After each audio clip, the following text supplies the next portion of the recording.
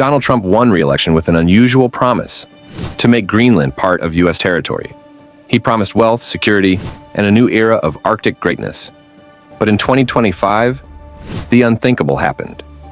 While Trump was talking, Canada acted, and Greenland chose a different path. Today, Greenland's strategic resources, molybdenum, gold, and rare earth elements, are in the hands of Canadian companies, backed by Europe and Denmark. No troops, no annexations, just deals. While Trump insisted on buying the island, Canada was already building it.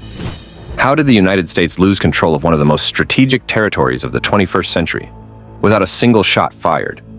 And even more troubling, is Greenland quietly starting a new Cold War? Thus, in this video, we'll show you how Trump pushed Greenland toward Canada and why that might change the balance of power in the Arctic forever.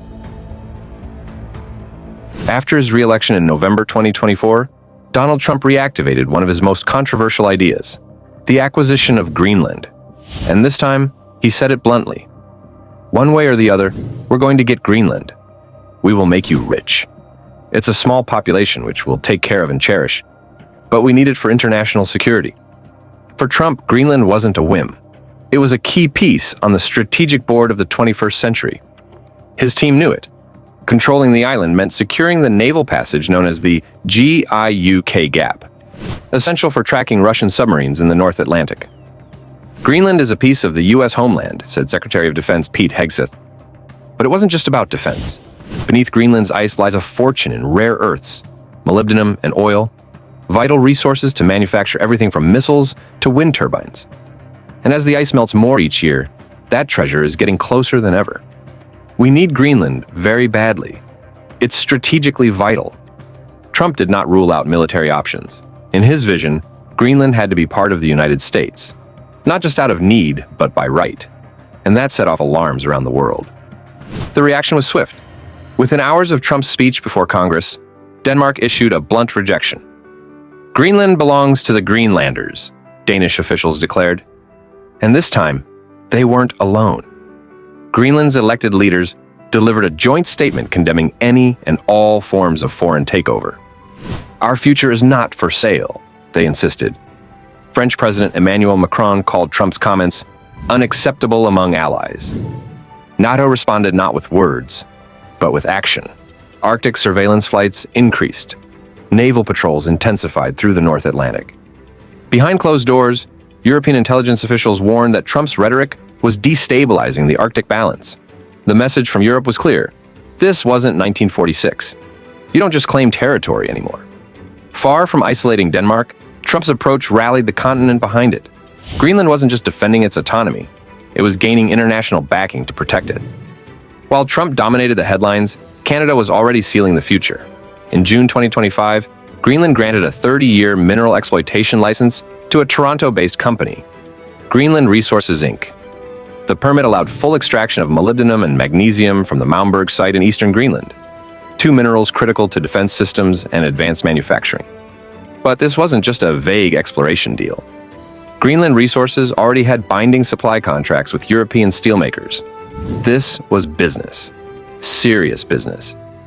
Greenland's Minister of Business and Minerals, Naya Nathanielsen, said the deal would support economic independence and bring long-term jobs to local communities. Just 1 week earlier, another Canadian company, Amaroq Minerals, raised $61 million to expand gold mining operations at Nalunak in southern Greenland. More than 90% of the funding came from institutional investors in Europe and North America.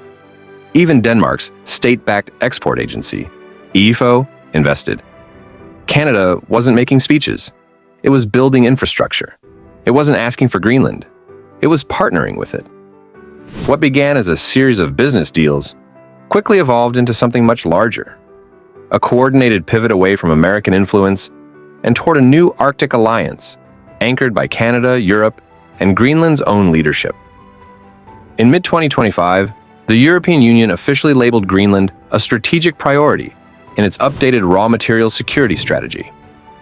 The Malmberg molybdenum project alone, EU analysts projected, could meet up to 30% of Europe's defense-related demand by 2030. Greenland's ministers weren't just signing contracts, they were shaping a vision of self-sufficiency without dependence of foreign partnerships without foreign control.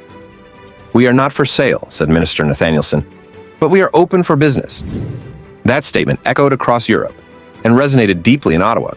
Canadian Prime Minister Mark Carney praised the mining deals as a model for Arctic cooperation, based on respect, mutual benefit, and shared prosperity.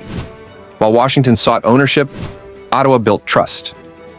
As Canadian companies expanded operations and Europe deepened its support, the U.S. found itself increasingly isolated, not through war, but through diplomacy lost. Inside Washington, frustration was growing. At the Pentagon, analysts agreed Greenland was strategic. But the White House's insistence on territorial control, rather than partnership, was undercutting progress. Meanwhile, European intelligence warned that Trump's push to militarize the island could destabilize the entire region. Several NATO officials expressed concerns privately. Turning Greenland into a U.S. outpost might spark a confrontation with Russia and fracture Arctic cooperation.